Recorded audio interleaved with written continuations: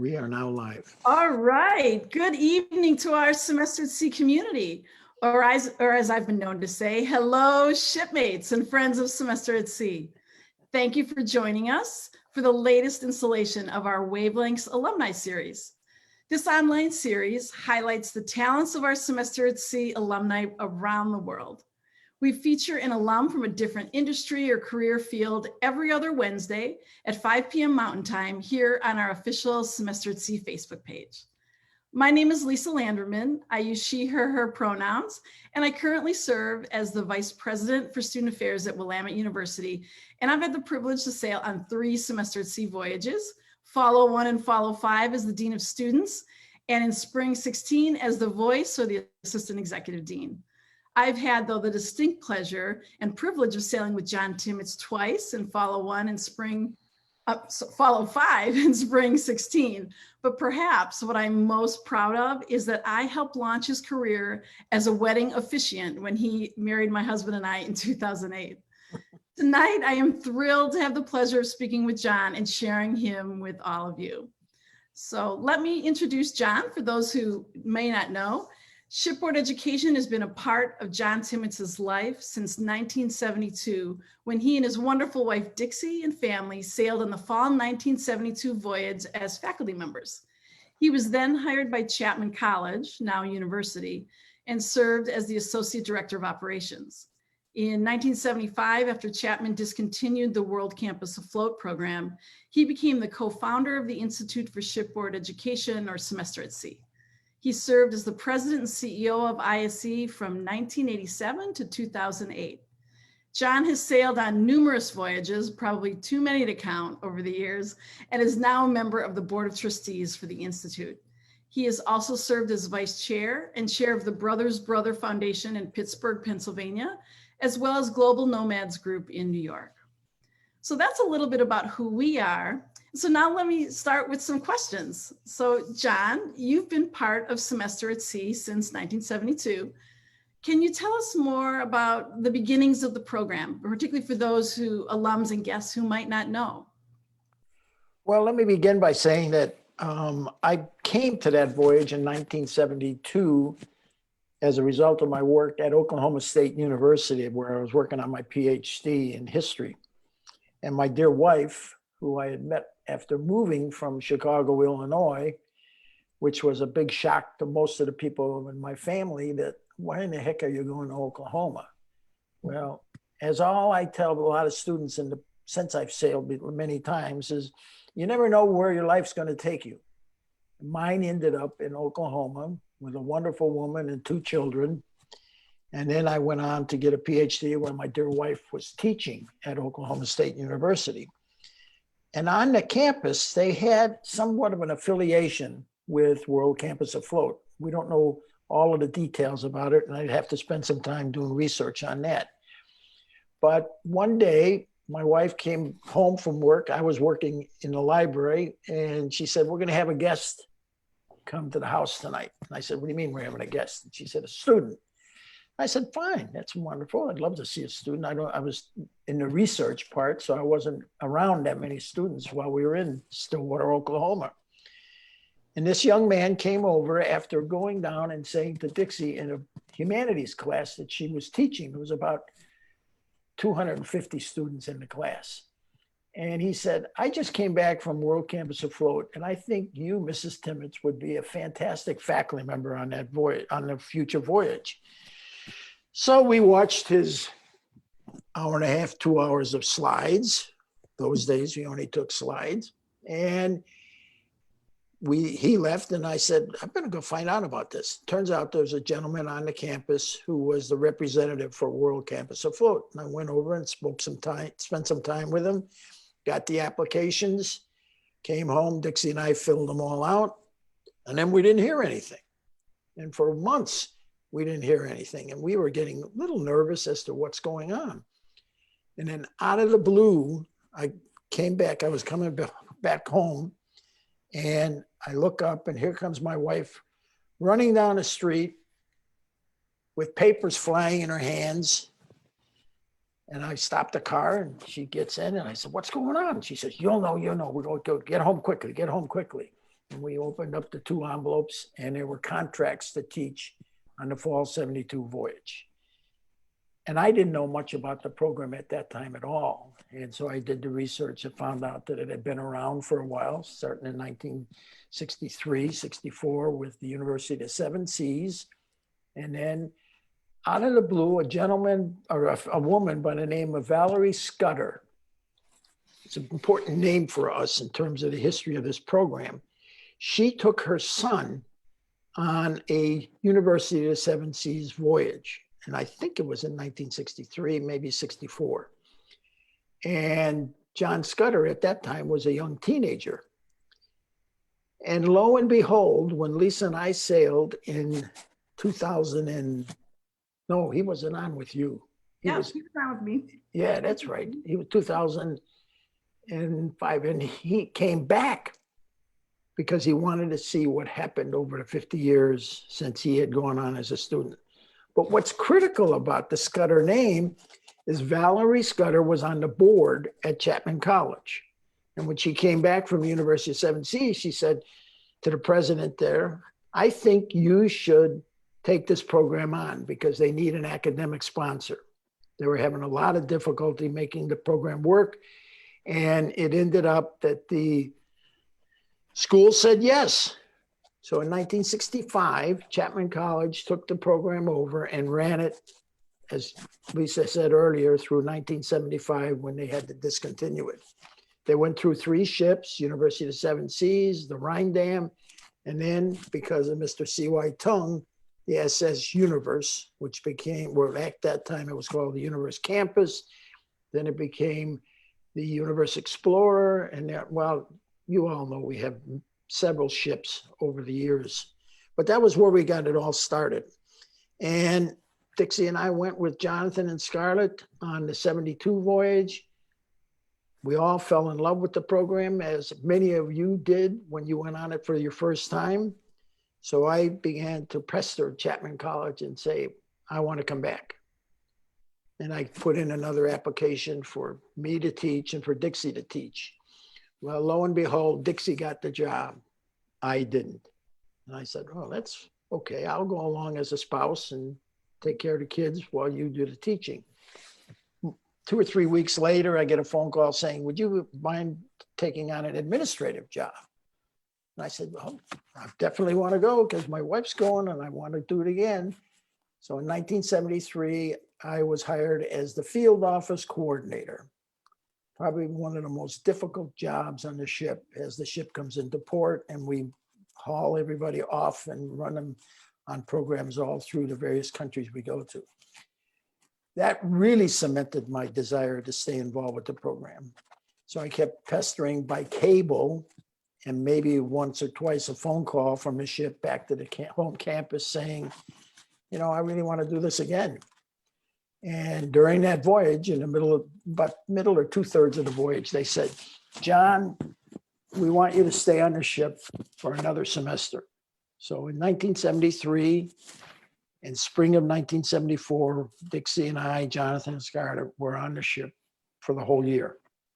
And I was the assistant to the dean of the ship. We only had one dean in those days. There was no academic dean and executive dean. There was one dean and an assistant. And I was the assistant to the, I think he gave me some crazy title of assistant chief petty officer or something. I don't remember. But it was a great experience for me. I loved it. I enjoyed it. And so then I pestered Chapman and said, you know, this has been so much fun for me. I really want to work for you and work at Chapman, which meant we would have packed up everything and left Oklahoma, which we did. And we took off and spent time in Southern California, bought a house, and I was associate director of operations with Lloyd Lewan from 1974 through 1975. And never in my wildest dream did I believe that the program was going to fall apart, and it did. While I was on the ship in the fall of 1975 as the associate dean. And it was my job then to pack it all up and get all the books into the stern of the ship and decide what we were going to do after that. But that gets me to where I really feel semester at sea became implanted in the minds of everyone that was working for it at that time. And we sailed in the spring of 77. And I'll never forget it because we had the Goodyear blimp fly above the ship as it sailed out of Long Beach. And it was one of the better voyages I've ever been on. Although, as I tell you all, every voyage is the best voyage in the history of shipboard education. So anyway, that gets me into the, current period. I guess what I'd like to do is talk a little bit about some of the highlights that happened and turning points in the history of the program. Probably the biggest turning point was the Chapman years. 10 years they ran the World Campus Afloat program and gave it some stability. But because of the financial crisis in the mid 70s, 74, 73, 74, remember, for those who can remember, most of us don't, or most of you don't, young alums, we were lining up to get gas at 2:00 in the morning because of an oil shortage. And so we went into some difficulties at that time too. But it was important that Chapman kept the program afloat and going. And when C.Y. Tung was told that they were going to walk away from their contract with him, he said, well, let's work out a deal. And the deal was a very simple one. We want the library because we can't have an academic program without a library. 2, we want all the names of everybody that's been asking about World Campus Afloat in the inquiries. We want all of those names given to us. And 3rd, we wanted the name World Campus Afloat. Well, we got 2 of our requests. We ended up with the library. We ended up with all of the inquiries, which were thousands, but they wouldn't give up the name World Campus Afloat. And to this day, I argue that my boss, who was then Dr. M.A. Griffiths, came up with the title, let's call ourselves the Institute for Shipboard Education, because he had dreams of doing other programs on other ships. And I said, well, that's fine. Well, what are we going to call the program? And in all of the literature that World Campus Afloat put out at that time, it was a World Campus Afloat, a semester at sea. So there have been arguments that I think I founded the name Semester at Sea, but several people, one woman at Colorado and Griff's son, Scott, seems to think he was the one that came up with the name Semester at Sea. So if I live any longer, I don't know if they'll still be around, but then who cares? It's been such a great name and a great program ever since 1976. So that's where we are there.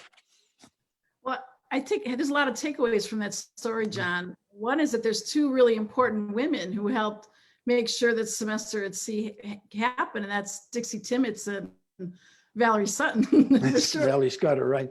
Yeah. Valerie Scudder, I mean. Yeah.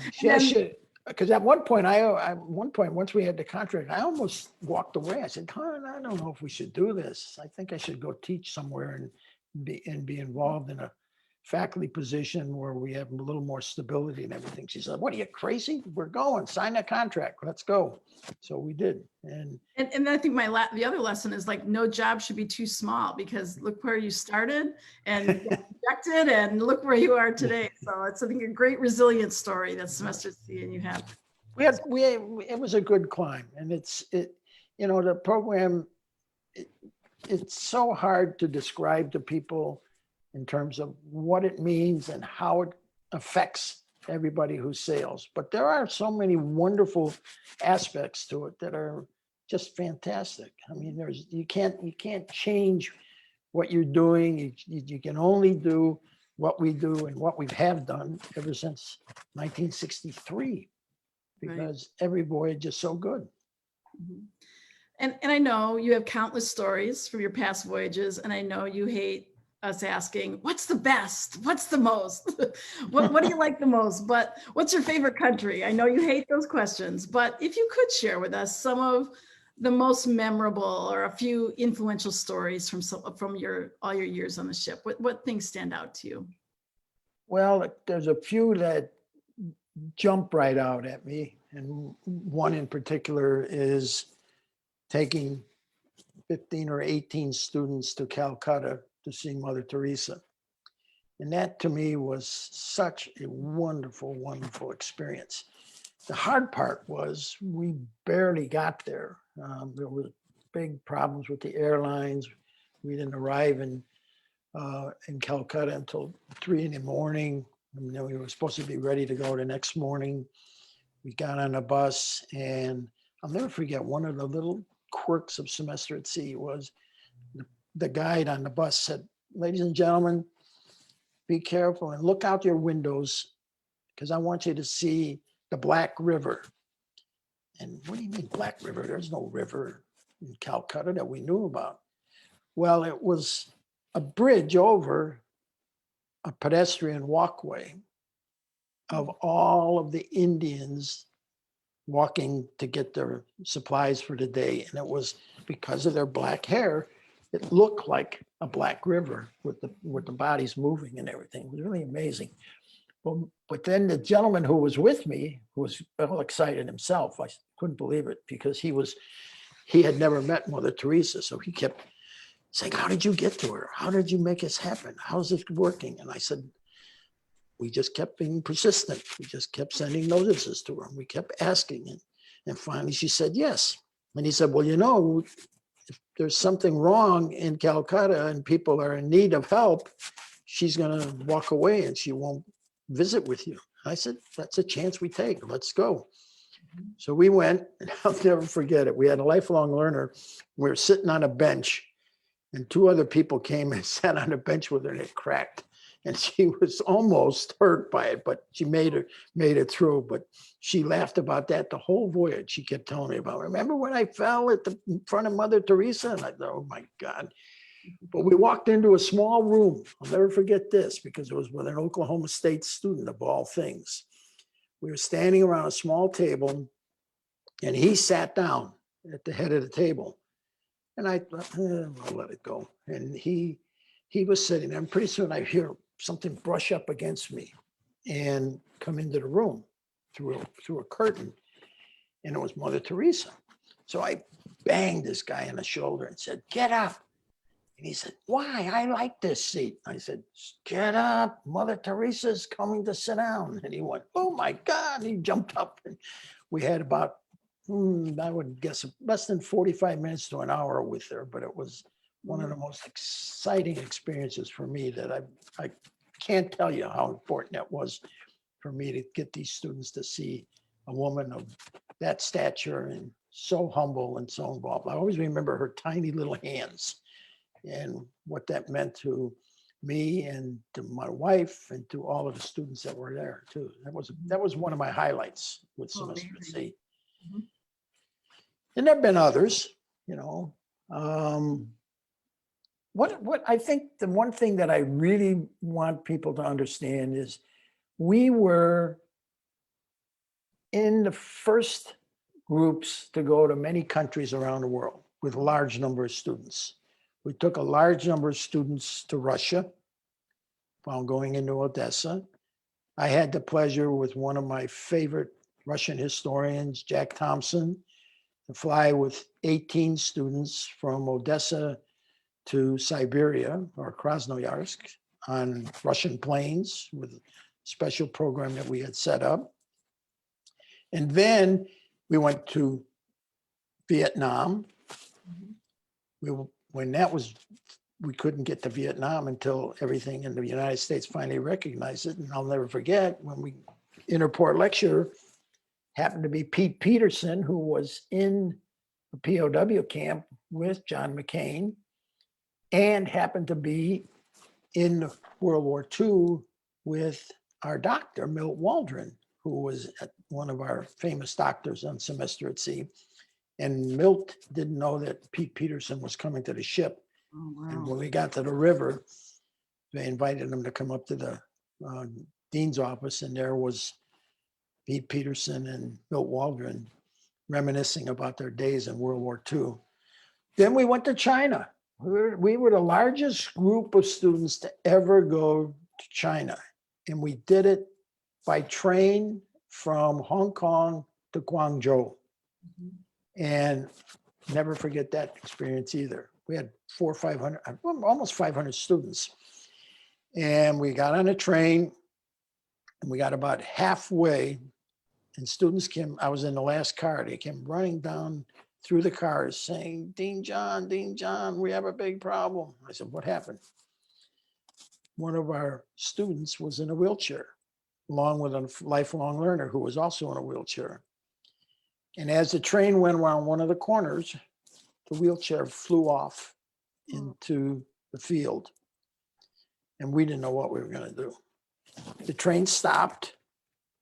They figured out exactly where it was. We took off and to the hotel. We got everybody into the hotel. And the next train coming stopped at that location, sent people into the field, found the wheelchair, brought it to Guangzhou. And we have pictures of Frank Kelly, the man who was in his wheelchair, fixing the other wheelchair in the lobby of the hotel with, I swear to God, 3,000 Chinese in Mao jackets looking through the window, trying to see who these people were that had come to their country, because we were the largest group of white Anglo-Saxons practically, than very few, others with us. And it was really quite a spectacle, quite a trip and a half. I couldn't believe it. And then, of course, other firsts for Semester at Sea were the fact that we were able to see Fidel Castro when in Cuba. We were one of the largest groups of study abroad people going into good old Cuba. And to have him host us all was just an amazing situation. And the 2 or 3 times we did it, he did it in 2001 when Lisa, when you were on. Yep, I was on the ship. Mhm. Yeah. And he'd stand in front of him and speak for 5 hours and maybe take 2 questions. That was it. It was too in Spanish. In Spanish, and we'd have to listen to it. And so, but that was another big first. And then more recently, we've had the great pleasure of having Archbishop Desmond Tutu on several voyages. He went on one by himself for the entire voyage. And then he went on another one with his wife the entire voyage, and a few times as an interport lecturer. The most recent was in spring of 16 with Lisa again. Yep, I was very fortunate. And we did a big event for him and had a special dinner on board. And it was quite an event. He was getting a little frail at that time, and then we saw him about a year later. And Dixie and I saw him, and he didn't do as much as he wanted to. And right now he's doing fairly well. He had a big problem recently with a fire at a place that he was living, and luckily there was not a problem, and he was able to get out, and everybody took care of him. So, but that's something that I'll never forget because of what that meant to me.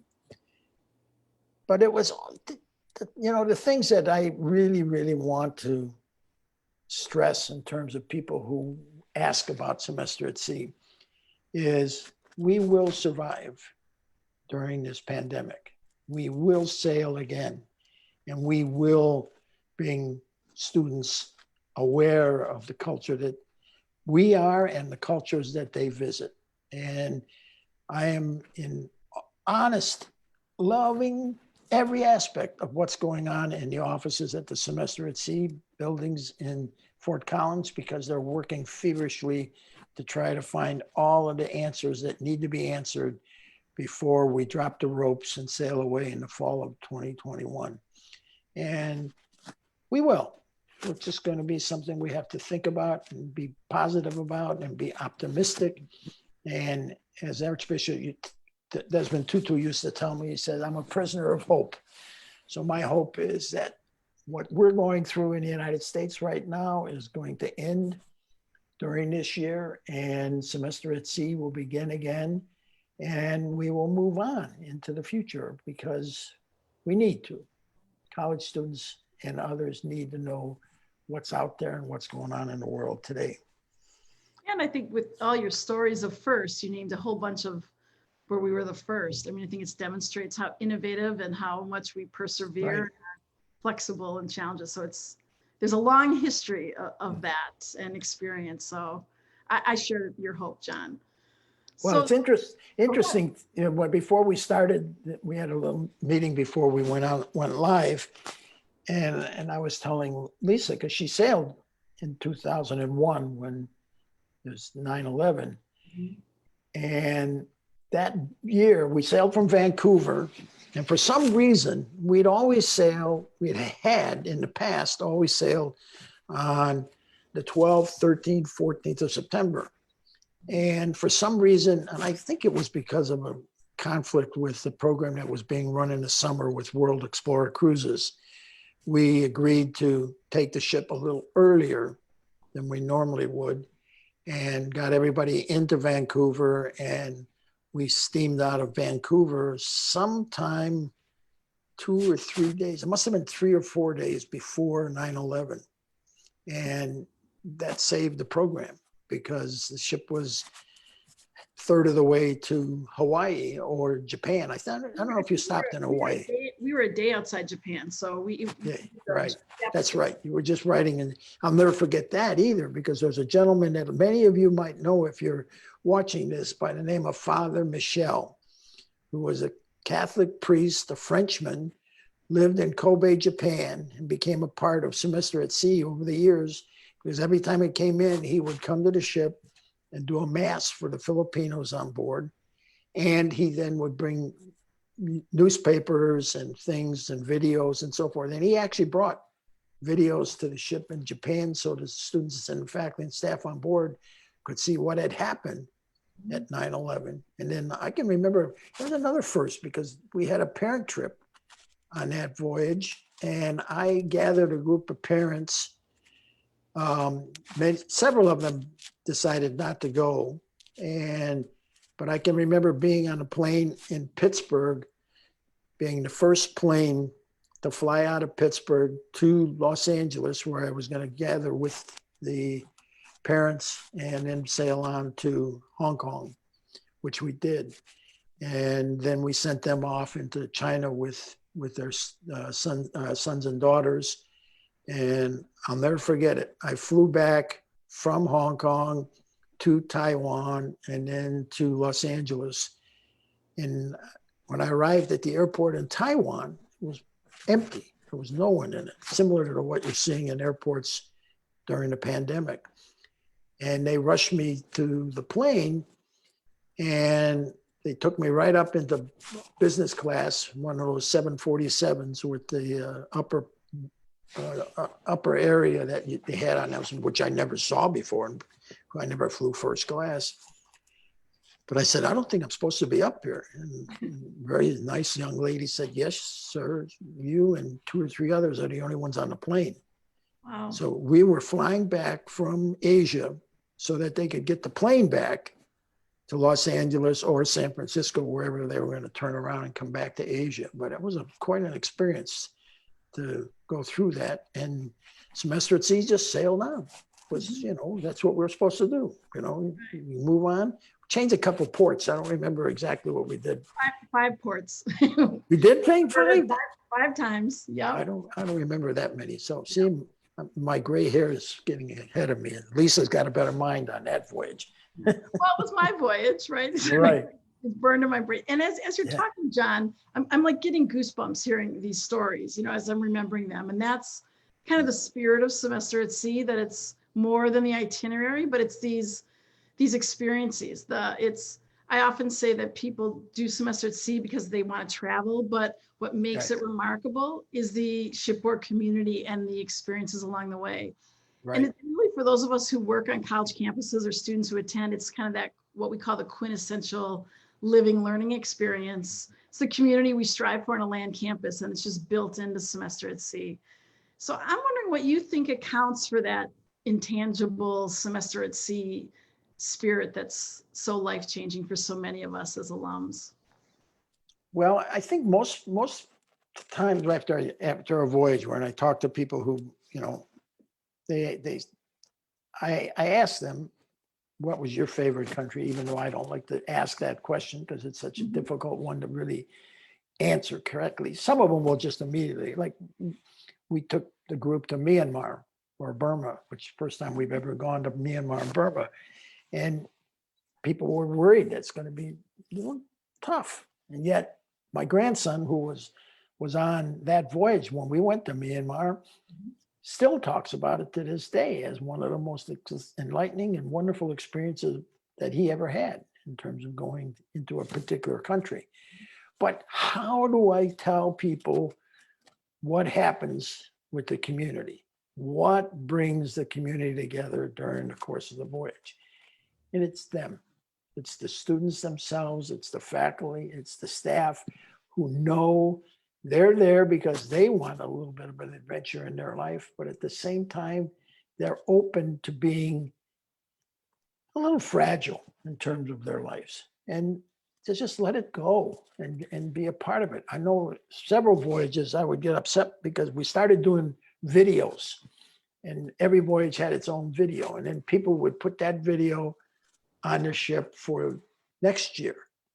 And I would always be hesitant to say, I don't want them to see what happened last semester or 2 semesters, because they're building their community. And if they start looking at and comparing, well, they went to such and such, or they went to here, it doesn't make it any better. It's because we needed to go as a group and as a voyage to experience it firsthand. I wouldn't even tell them that there was going to be a drum performance in Japan. You know, they always did it. They welcomed us with open arms there, but it always more when you heard that drum on arrival into the harbor in Kobe, people were jumping and screaming. Of course, they had been at sea for 12 or 14 days too. So what are you going to do? But there is a spirit on every voyage that's really hard to capture. And we can talk about it. You can go on it. You know, I've done too many voyages to try to say this one was better than the other one. And I always will tell people, probably the most important voyage for me was my first one with my wife and 2 kids, because it was such a first for us as individuals. But every voyage is the best voyage as far as Semester at Sea is concerned. And you see that. I see it on Facebook right now from fall 19, which was the last voyage I was on. Somebody put out of what do you remember and what are the highlights for you from that voyage? And many of them have come back with comments like the community on board, and maybe one night in Ghana, or maybe one night in Cape Town, or maybe one night in another country. So it's just an amazing thing as to how all of that comes together. And we like to think we're planning it. We like to think we're making it happen, but it happens. And then we can sit back and enjoy. I mean, both Lisa and I now have friends from voyages that we don't see that often. But as soon as we do, or as soon as we pick up a phone and talk to each other, it brings it all back almost immediately. And we're on the same level and the same page in terms of talking about it. So it's just, I don't know how you describe it other than that, you know. Yeah, it is. It feels like a real gift, and it's yeah, it is good for the travel, but it Yeah. really is the shipboard community that, I mean, the travel stays with you, but really the shipboard community and that experience that's undescribable.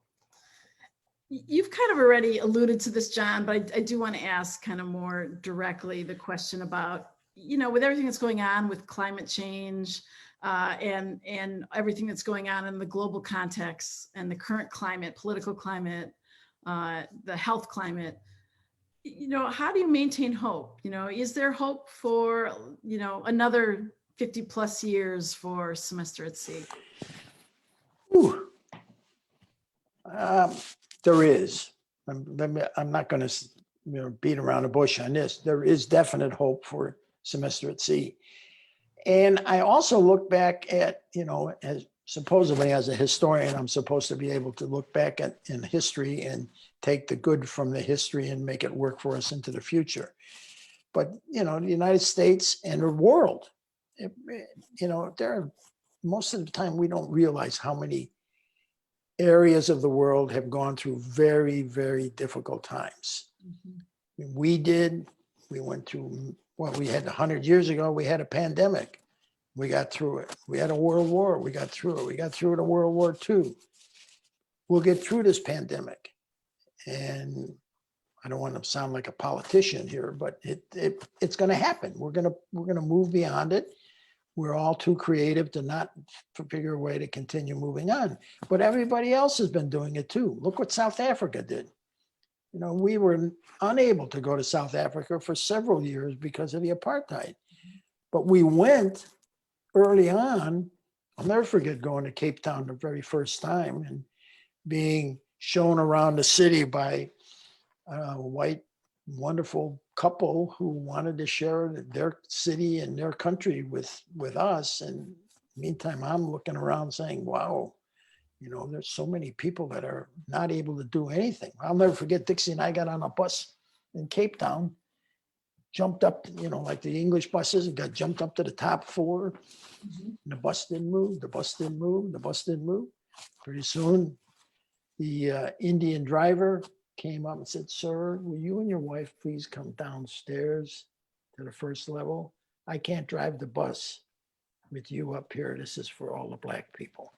And boy, did that hit home to me at that time. And look what happened to them. They are now not flourishing. They're having their difficulties, but they're at least trying hard to, being democracy or vote or take care of the people of the country. And they will. I have no doubt that they will. And as the Archbishop said, he will just continue to hope for it. In other areas of the world, look what's going on in China and in Hong Kong right now. How will that work itself out? I think it will, and I think it's important that our students are there to ask firsthand what is going on for you and what do you believe it will be like in the future, and then get the question thrown right back at you. What do you think of your country? What is the United States doing? And is the United States going to help us if we need help? And are you going to help? We're going to help you if you ever needed any help.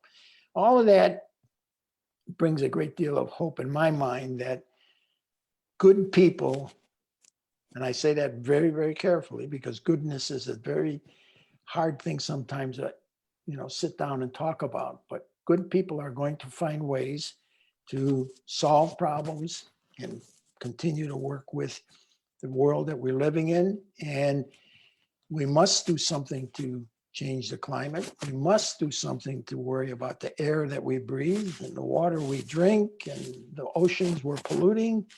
And we had a wonderful young lady that, one woman in Bahamas on the last voyage I was on was able to gather enough people to get the Bahamian government to stop one-use plastic bags, and they passed a law for it. Wow. And this is a woman who's 22 years old, 23 years old.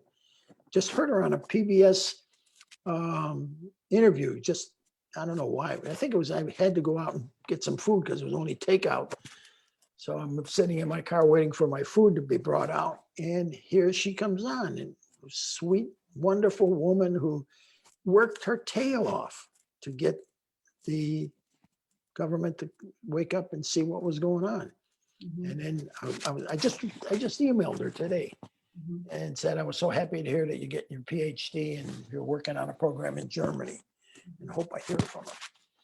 You're reminding me, John, of all the countless stories of alums who, from their experience in semester at sea, are transformed and go off and are starting nonprofits and are starting to become educators and are living abroad, helping organizations that they met along the way. I think both of us have experiences of students that we know are doing amazing things that they hadn't thought of until they experienced semester at sea. You're just reminding me of all those students. Exactly. are popping up as you're talking. Well, it's interesting. One of my nieces went with me way back in the 80s. And when we got home, my sister was living in San Diego. And I went to visit, and my sister was standing at the sink, scrubbing some potatoes or something, I don't know.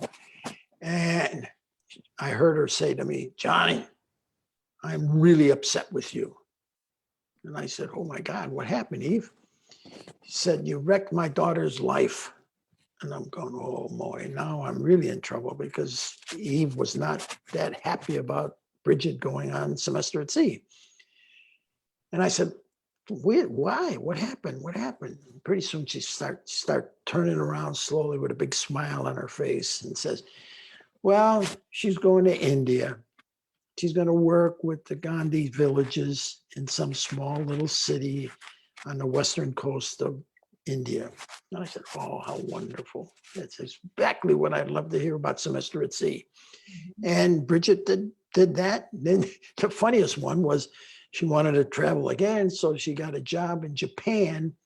And get this, she was asked by the Japanese to teach California English to the Japanese. And I, to this day, I said, "Bridget, what the heck is California English?" But then you've heard Governor Schwarzenegger, when he was in, he couldn't even pronounce the word. But those are the stories I love. And those are the stories that, I tell students every voyage, the best is yet to come. My wife gives me a hard time about that all the time. But it is going to be something. And it is going to open up for them to do something remarkable in their lives. And there are a lot of semester at sea students across the United States and in Europe and other places today that are doing stuff because they had the great experience with semester at sea. And we hope and pray that that will continue on and we'll be able to work with them. It's what are your famous words? It's a ship, not a boat. It's a voyage, not a cruise. We're sight thinking, not sightseeing. That's exactly what I tell them. Those are burned in my brain. So Kate, I'm wondering, Kate, who's working our back channel here, if there are questions that, or I should say to the audience, if you have questions, to go ahead and put them. Right. So it's questions, and that John's happy to take some questions in some of our time remaining. But here's a question.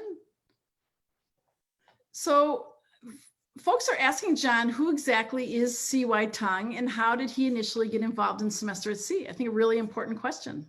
Oh, it is. Thank you, whoever sent it. I really appreciate that because I should have spent more time on him. He, in the 1960s, 70s, lived in Taiwan and started the shipping business.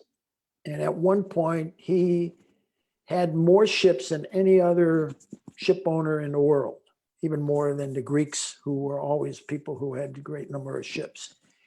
But CY was also somebody who really loved the arts. And he was always involved in different aspects of traveling the world, going to concerts, going to symphonies, going to opera, and very, very wonderful man. I'll never forget, he had a mind of so good. I mean, he could remember names over the years that would drive me nuts. And I tried my best to do that and learn from him. But one of the things he did was he heard about World Campus Afloat. So he bought the Queen Elizabeth I because he wanted to make a United Nations university. And unfortunately, after he bought it and they brought it over to Hong Kong, there was a massive fire on board that ended up with the ship sinking in Hong Kong Harbor. And we still have pictures of Lloyd Lewan and several others who were on the side of the ship when it was in the midst of the Hong Kong Harbor. But because of that, he told Chapman College, "We're going to use the Queen Elizabeth. We're going to make it work." Well, after it burned, they didn't have any choice. And he bought another ship, which was called the Atlantic, and sailed it through the Panama Canal so that they could start. The very first voyage was 1971. A remarkable man. He had, I remember going into, I think it was Brazil, and he was there for a meeting. So he asked to come over to the ship.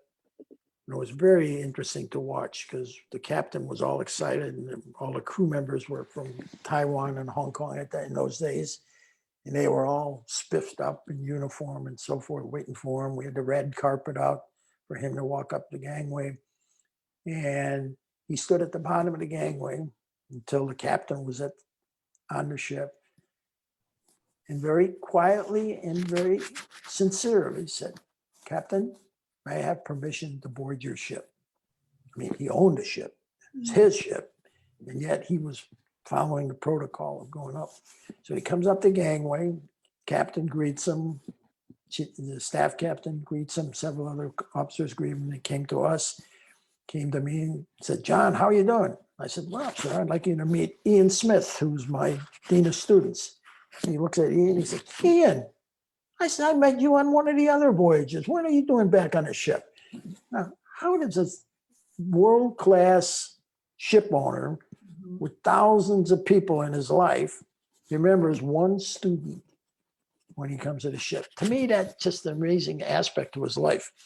The other part that was kind of funny was he was very, very sincere in terms of taking a little bit of a rest in the middle of the day. And on the old Universe, they actually came in and built a box over the porthole because he had to have complete black so he could go take a 20-minute nap in the state. Actually, it was the dean's cabin. We moved everybody out. Every time he came, we'd move them into a different cabin so that he could have that cabin. And I'll never forget Lloyd Luan and I hosted him in Denver, and he came to Lloyd's house and said, "I'm hoping I can get a little nap in." And Lloyd and I had gone out and hung a bunch of drapes up in the bedroom so that he could have some darkness in his room. But just a remarkable man. And his family has stayed in touch with the program all of these years. His son, Tong Chi-Hwa, became the leader of Hong Kong when the British handed it over. And his son, C.C. Tong, ran the business. And that family is still supporting Semester at Sea for the Sino-American program, where we bring Chinese students on board and Chinese professors with money that they are now giving to the Institute on a yearly basis, which is just unbelievable. And then when we were in Hong Kong, he met with them. We went to his offices in Hong Kong with the Chinese students. I just thought it was really remarkable. Yeah, he's the whole family has been really. His both sons have picked up on what his dad and everything has done. I mean, they're no longer in the shipping business, I don't think, but we'll see. Mm-hmm. So we have a couple questions. Well, more of a comment from Mark Fernie. He wants to know, can we not have an ending time with this conversation? None of us have anywhere to go, and he could go on forever listening to all these stories. I actually feel the same. So maybe even when 5 o'clock hits, we could just stay for those who find it's been great. Someone else, Ashley Annie Schultz, asked, what can alumni do to give back to the organization other than donate? I mean, obviously, donations is key, right? Particularly to the annual fund, but there's also many funds. But Kate has shared with us that just joining the Alumni Association is important. Right.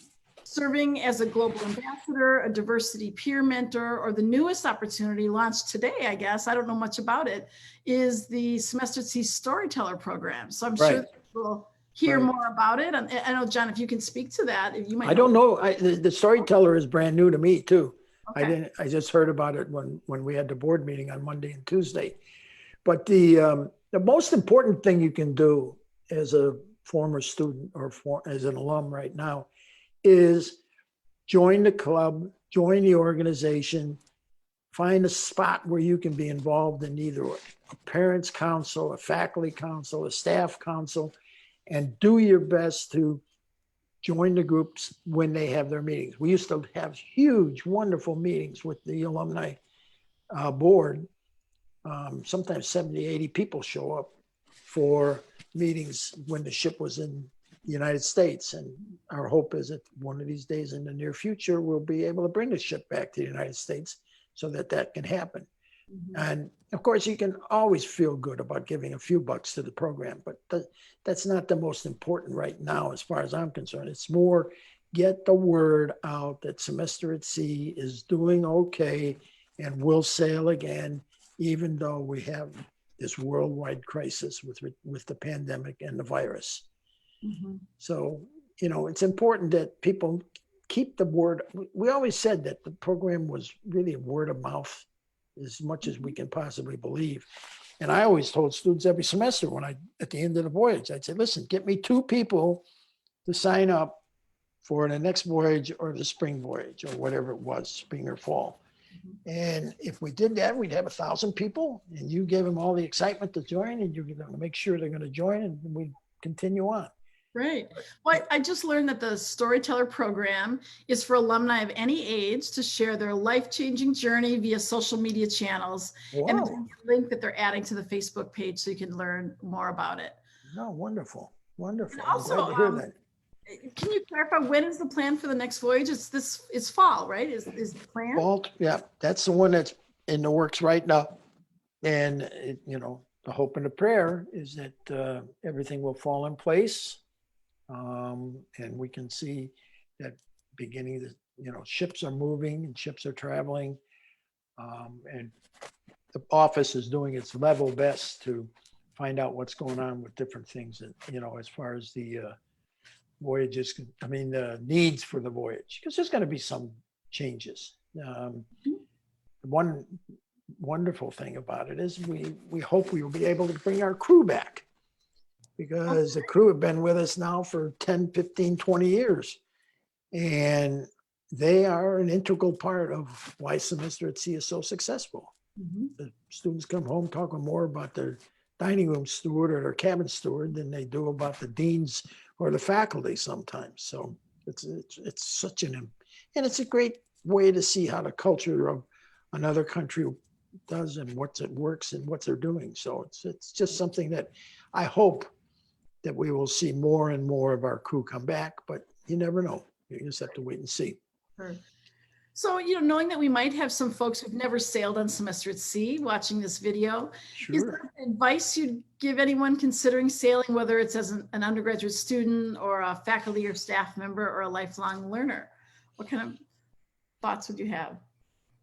I would probably say the most important in any of that group is the student themselves. And I want students in their second or third year of college that they seriously think about going somewhere in the world.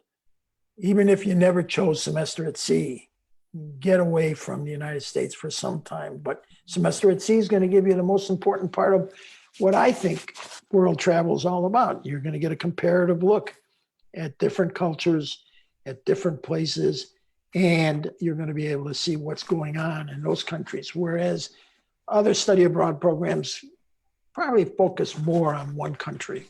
And too many of our study abroad programs, pardon me, I love them all. I think it's great that they're doing it, but we as a group of educators need to move to Ghana and Cape Town and Asian countries and Vietnam and Malaysia and China and South Korea and Japan, and not go to England or not go to France or not go to Italy. That's fine. I want you to do some of that, but you're going to get a different aspect and a different cultural view if you go to countries that most American students don't go to.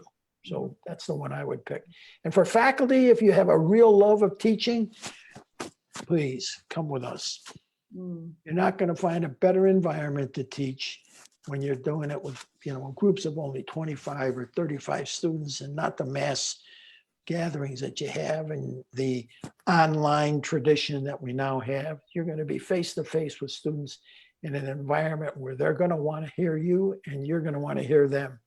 And I encourage you, if you enjoy your teaching, involve yourself with a semester at sea program in the future, because it's something that you'll never forget. You know, another thought that I had about ways folks can help is the Amazon Smile. If when you go to your normal shopping, you can choose a nonprofit Right. of your choice, and they donate. I think a small donation is to the price to that nonprofit. Semester at Sea is one of those. So, you know, a great way for those who I even forget that. I wish I could, you know, I forget that it's a possibility. I go to Whole Foods and think, wait a minute, I can do it right here. So I think a lot of people may not have known that or remembered that. It's a good reminder for those of us right now, especially, are probably doing a lot of online shopping. So Angeline asked a question from our 2016 voyage. She wants to know, what are you looking for most when the next semester at sea voyage takes off? Are you going to be there to wish it bon voyage? I haven't even discussed that with my wife yet. But I was, after going to the board meeting on Monday and Tuesday, you know, the fires are burning. There's a big magnet just above the smokestack on the ship, and the other magnet is right in the center of my chest. And, you know, it'd be nice if I could, you know, if the organization and the staff would allow me, I would fly over on my own account and just wave bon voyage. So we'll see. I haven't put it into my calendar yet, and I haven't even discussed it with my wife. So for somebody listening to this, don't tell Dixie yet, okay? Well, you know, we're coming close to our time, John. I'm wondering if you had any final thoughts you wanted to leave folks with. It's really been wonderful to hear your stories. I'm sure we could go on and tell more. Maybe we'll have to have a John Tymitz part 2. Well, it sounded like somebody wanted more stories. So I'm trying to think of one that I could end with that would be a really good one. And it's hard when you got things like Mother Teresa and Fidel Castro. But there was one that was a very special one for me. And it was in, of all places, because we don't go there as often as we could or should, and that's Sri Lanka. And I remember going there with a group of students, and we had 2 Sri Lankan interports. One, Sam Wijasena, who became almost like part of the semester at sea and World Campus Afloat family, would always go out of his way to make sure that students could see what the government was like and how it was run. I remember we went to the parliament and sat and listened to the debates, and the students were with us, and I insisted that students, I think I was teaching on that voyage, told them that they had to go because they had to get their field requirement in. But they came back thinking, my God, here we are at the parliament. The president is speaking of the country, and then he invites them, all of us, into a tea in the garden outside the parliament building. And one of his assistants came up to me and said, can I talk to one of your students? I said, sure, go ahead. He said, well, I want them to ask a question of the president. And I said, fine. And it turns out that the question was, were you, to the president, were you in San Francisco when the United Nations was formed? And the president got a big smile on his face and was all excited about it and said, young man, I was the person that pushed that group into making sure that the United Nations would come into being. Wow. And I've sat there and thinking, here's a president of a tiny country in the Indian Ocean who had such an influence on the world that we live in. And I believe firmly that there are people who have been on and will be on Semester at Sea that are going to change the way the world looks at each other and the way we look at the world. And I love those kind of stories because it's what we at Semester at Sea want to see happen. We want people to become more involved. We want people to understand that our lives and our world isn't the only world that we live in. There are people elsewhere who all do the same type of things we do. They get up in the morning, they have to have their food, they have to be able to work, and they have to go to sleep at night content that they lived a good life and are living a good life. And many of them do. When we went to India for years, we would put students in the Dalit villages. And the thrill for the Dalit villagers was that they were able to host us and say, come on, stay with us for a couple of days. And then the biggest thrill for them was they opened up the best place for people to sleep in their village. And you know where that was? On the roof of the house that they lived in, because it was cooler and it was more warm heat at night, even though it was a little chilly, but it was better than being cramped up in a little small room down below. And the students got the biggest kick out of that every time they came back, you know, saying, my God, they gave me a place of honor while we were visiting that group. And these are people who were really having a hard time with their lives too. So,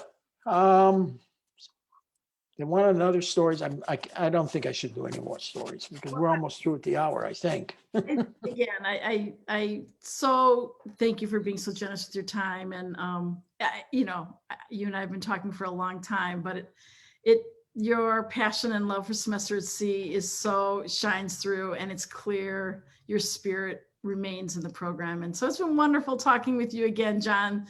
Well, it's been a pleasure, and I really have enjoyed it. And I hope whoever is listening, get your phone out of your pocket and call 1-800-854-0195 and get an application to go on Semester at Sea.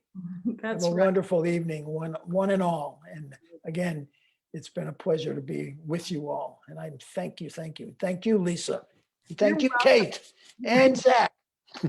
So I want to thank all of our Semester at Sea alumni and friends for joining us. And as you consider giving back to causes you care about, please remember Semester at Sea. Semester at Sea is a 501c3 nonprofit organization, and we need your support now more than ever. Gifts of any size make a difference. You can join us next Wednesday, February 3rd at 5 p.m. Mountain Standard Time for a conversation with Nico Vorila. He, along with a group of fellow students, published a book on their spring 2017 voyage called Stories of Hope. They conducted interviews in each country they visited and asked locals, what gives you hope? Semester at Sea sure brings that theme of hope. Do you or someone you know from your voyage have an interesting story to share about Semester at Sea and how it influenced your life or career path? Email wavelengths@semesteratsea.org to be considered for a future Wavelength series segment. Thank you, everyone. Now go out and make it a great night. Thank you all. Thank you, Lisa. Thank you.